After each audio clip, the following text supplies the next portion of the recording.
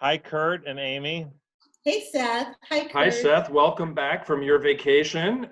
You've been back a little bit, but there have been some wrinkles since then. And you want to talk a little bit about what's going on with you? You're doing the Zoom call from home, so you're not here at the office. You want to tell us a little bit about what's going on? Yeah, so I'm back, but back with some new realities. Just earlier this week, we had the girls come in with some low fevers, and as well as some runny nose, those kind of things. So anyway, they sort of advised that we get tested. So we went to Warsaw and we all got tested. And Lane actually had already gotten tested. She wanted to get tested before being at Timbercrest. So she had gone and came back negative. And I was able to get a rapid test and came back negative. But it'll take about 5 days from when we had the testing done on Tuesday. So, yeah. So in the meantime, we have decided to quarantine ourselves away, and that will provide some, unique opportunities here for tomorrow. We're going to have a senior send-off event, which is sort of a tradition here at the church, and to recognize and celebrate the seniors and with the youth and their families that feel comfortable attending. So we're going to be doing that outside by the pavilion, not in the pavilion, but out there. And so, yeah, I'm going to be there via Zoom. So yeah, I understand from Randy that he's going to roll the big TV monitor that we've been using in the sanctuary out there. So you'll be giant Seth will be there with the youth. You'll be a big presence. You won't be present, but you'll be a big presence, right? Yes. Yeah, it feels, I was telling you, it feels a little bit like a Wizard of Oz type scenario where I'm just, I'm nearby, but you're just going to see a large, projection of me. And so we'll have that, and then I'll also provide the children's story on Sunday, but we'll do it a pre-recorded thing from a distance. And yeah, we're sorry you won't be with us on Sunday, but the three of us were talking about this, and we just, we have to be careful and use good sense and take care. And so you're going to stay away for a little while, and then we'll hope that everything works out well. But in the meantime, we'll keep our distance from each other. And that's hard because, as you were saying, Seth, there's things that you want to do, and you certainly want to be with the youth. I mean, this is one of those opportunities, and it's not going to work out that way. On the other hand, there are amazing things that we can do with technology, and we have the ability to do that. We have the resources to do that, and that gives you a chance to interact with the youth in real time and to give your good wishes and your words of appreciation to them, and that counts for a lot. Mm-hmm. Yeah, I'm grateful that Randy is able to help make that happen, and I can still be a part of that and hear the sharing, and the two of you will be able to take the lead in person and decide when, if I need to be shut off, One of us will pull the plug if it comes to that. Yeah, or throw a big drape over top of the monitor. That's right. Yeah. I'm glad you have wise doctors, and I'm glad you're listening to them. It is just a time of high adaptation, a time of lots of grace to offer to each other, and a time of lots of disappointments and weariness. That's what I'm hearing people expressing. Mm-hmm. And I think that we can take care of ourselves and take care of one another by just acknowledging the feelings that we're having. When we're disappointed, go ahead and be disappointed. And when we're tired, just acknowledge that and take some deep breaths and then adapt. And we'll get through this. Yeah. We're going to have more of these more of these things ahead of us. Yeah. as we think about school starting, we're all concerned about children and their plans that they have and the way that they build things up in their minds about how things are going to be. And we don't know, they'll go back, some of them will go back in person, but how long will that last? We don't know. Yeah.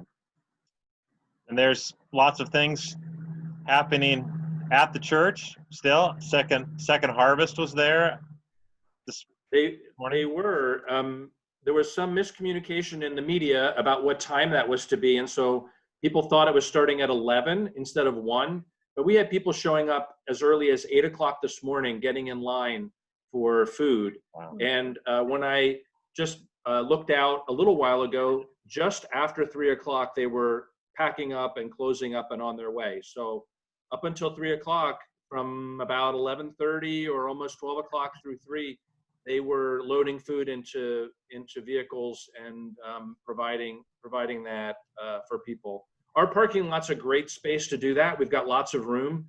They got things figured out in terms of organization, and we'll do that again in a couple weeks on a Wednesday.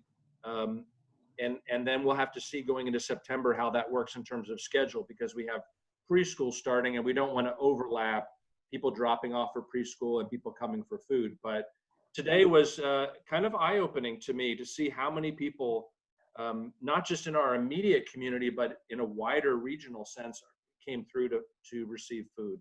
So that was a good thing that we could offer the space. Yes. As we move towards Sunday, as you were saying, Seth, you won't be there. You'll record something for Children's Story, maybe for a song, depending on how all that works out. But we'll be together in spirit. I mean, we'll be together in that way, even if we're not all physically in the same place. And our congregation has been experiencing that all along. There are some interesting things coming up, not just this Sunday, but Sundays ahead. One of those is the installation for Amy. Do you want to talk a little bit about that? Yeah, it's such a wonderful opportunity to not only become and be a part of the church, but this sort of official installation as your pastor, and my membership comes to be with you all. And Beth Sollenberger will be with us. And one of the things that we look forward to as the pastor being installed is the laying on of hands. And so this is one of those things that it's a disappointment. We won't be able to do it like we have done it in the past, as I've experienced and as everyone has had that opportunity. But we have some ideas, because it's the time to be creative and to use our imaginations on how to make that work.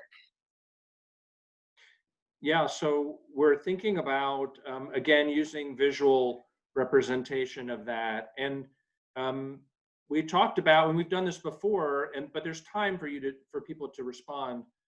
It's not just of this moment, but what we'd like is, people's hands reaching out to offer a blessing, or, how you might do that. And maybe then at that point in the service where we're offering that blessing, laying on of hands for you, Amy, we could have kind of maybe a montage of all of those pictures of people's hands. So it might be a screenshot that has a lot of those hands, or it might be, one after another after another. I'm not sure exactly how we'll do that, but we'd love for people to offer their hands of blessing to you, because we can't touch you now in that way, but we want to symbolize that. There'll come a time when we can put our arms around you, but we'll have to wait for that. So we want to encourage people to begin sending those pictures to us, and we'll put them together in some way that we can use in the service on the 23rd. So there's some time for that, but it'd be good if we could do that. Great. Anything else that we want to cover today? I don't have anything further. Okay. Seth, we want you to be well and your family to be well. And so we will be holding you in our prayers, and look forward to coming out on the other side of this in good shape. Yeah, thank you both. Amy, are you going to close us with a prayer? Yep, I would love to. Okay. Please pray with me. O God of abundance and plenty. Thank you for trucks that roll into parking lots filled to the brim with food to give to everyone who has need. Thank you for doctors and nurses and people who listen to wisdom to do what we need to do in these days when we don't know what to do. Bless our feelings, our disappointments, our sadness, our sense of loss, when the rituals that we lean on, when the things that we were counting on can't come to pass. But we know that your love is constant. And we know that our connection to one another is constant. And for that we give thanks. Amen. Thank you so much, Amy. That was wonderful. I feel very much enfolded by your praying. Okay, so we look forward to worship on Sunday. Yeah. Everybody try to stay well and take care of each other, and we'll see you soon. Good to have you back, Seth. Yeah, good to be back.